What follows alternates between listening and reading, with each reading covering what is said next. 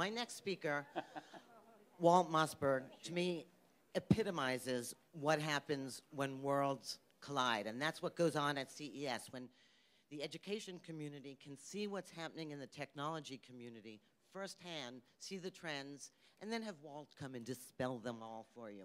I could talk about him all day, but I'm going to put it into just one word. I thought about this word, mensch. And if you don't know what it means, just Google it. So Walt, for those who don't know, Walt Mossberg writes a column for the Wall Street Journal, the personal tech column. He runs the conference and website, All Things D. You can see him on Charlie Rose. You can see him everywhere. And he's been generous enough to give his time. But I want to show you how long Walt has been influential. And I'm going to go to the lowest technology. That's 1995, marketing computers. And they called it a new brand of tech journalists. My high tech, will you flip to the other page? They ranked journalists all over and found this young upstart who actually thought that technology wasn't just for geeks. And embarrassingly enough, you'll see that Walt was ranked the #1 journalist and rising, and I was ranked the #2 and falling. So, you know, it's perfect that I introduce him. But I asked him what I could say about him that maybe you didn't know, and so I'm going to quote Walt as he told me. I've been a tech reviewer for 19 years, but spent over 20 years before that covering everything from the industry, auto industry, Pentagon, Treasury, State Department, and the CIA. Because I'd never been in the tech industry or on the beat, people didn't know me when I started. Bill Gates, upon meeting me the first time, said, "Where'd you come from?" He majored in politics at Brandeis and never took a computer science class. First computer, any guesses? Timex Sinclair, cost about $100. And most important, Walt says, I am a journalist, not a part of the tech industry. I was inspired to be a journalist after writing a teen column in my local newspaper, the Providence, Rhode Island Journal, and then becoming a reporter there in summers while in college. I love technology, but only when it improves the lives of and is designed for average people.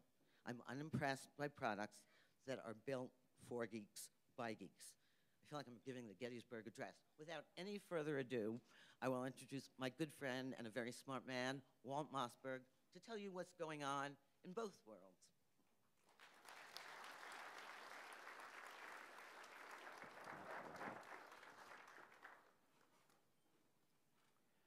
Hi. Hi. Well, that survey, which, honest to God, I hadn't seen since, I guess, the day it came out until right now, was wrong. Her arrow was clearly not falling, because look what she's got here, you know, and she's built an empire. And the reason that I was able to get some traction in this new area of journalism for me was that various people helped mentor me some, and Robin was one of those. So I owe a lot to her, which is one reason I'm here. One thing she didn't mention is that I am a college trustee. And is anybody else here a college trustee? It's not a lot of fun right now. And I really had horrifically bad timing. About 3 years ago or so, the president of my alma mater, Brandeis University, called me up and invited me to join the board of trustees. And I thought, well, this could be interesting. You know, I'm loyal to the institution. I met my wife there. I met my best friends there. They're still my best friends. She's still my wife. And I learned how to think there as much as I've been able to retain that skill. And so I thought, okay, I'll go be a trustee.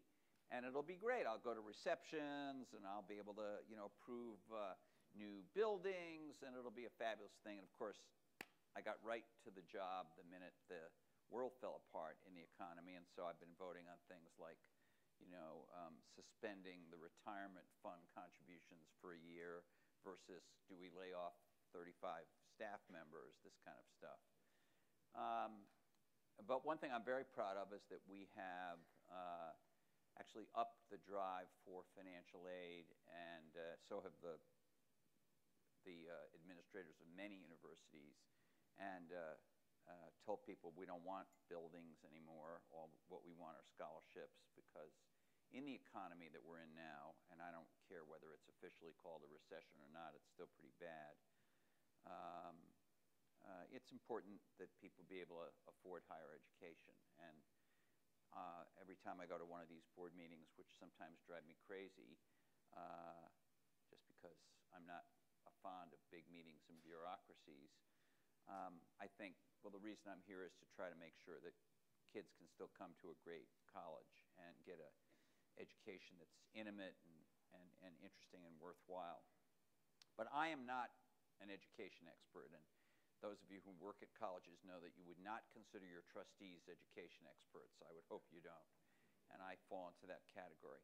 I do know something about technology, and so when Robin called and asked, or came to my office actually and asked me to do this, I said, what I can do for you is to talk about what I think is going on in technology, and a little bit, just a little bit of how it might relate to education.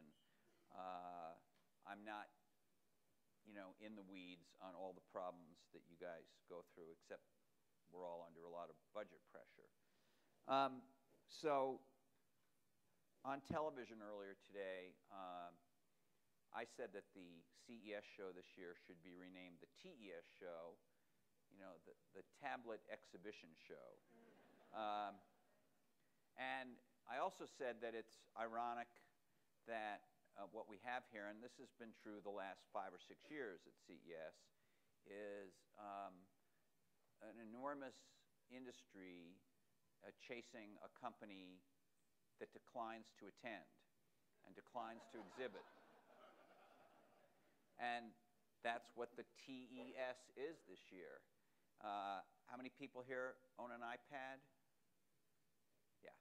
Okay. That's probably more than the average of the, not probably, it's definitely more than the average of the population, but it's interesting. It's certainly possible somebody can do a better tablet. It's certainly possible somebody can do a competitive tablet, a tablet with different features, and I've seen them, and I think there's going to be a robust competition. I think, unfortunately, if there are 70 or 80 new tablets being introduced, which is the number that's being bandied around, most of them are not going to make it, but there will be enough to make it that we're going to have consumer choice, and we're going to have healthy competition and innovation that will be good for everybody, including Steve Jobs, even if he doesn't know it or admit it. So this is conventional wisdom. It's what everyone who's writing and talking on TV in my profession, in journalism, is saying.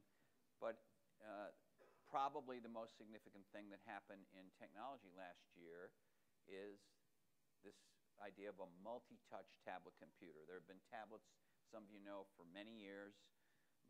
Bill Gates, who's a great man, both a great philanthropist and was a great technology leader, believes in the concept and tried to push it, but they pushed a certain kind of tablet that turned out to be a failure as a mainstream device, and it's still in operation in vertical markets, but including, I suppose, in some education cases, but they hoped it would take over and replace the laptop as the way people did computing, and it didn't.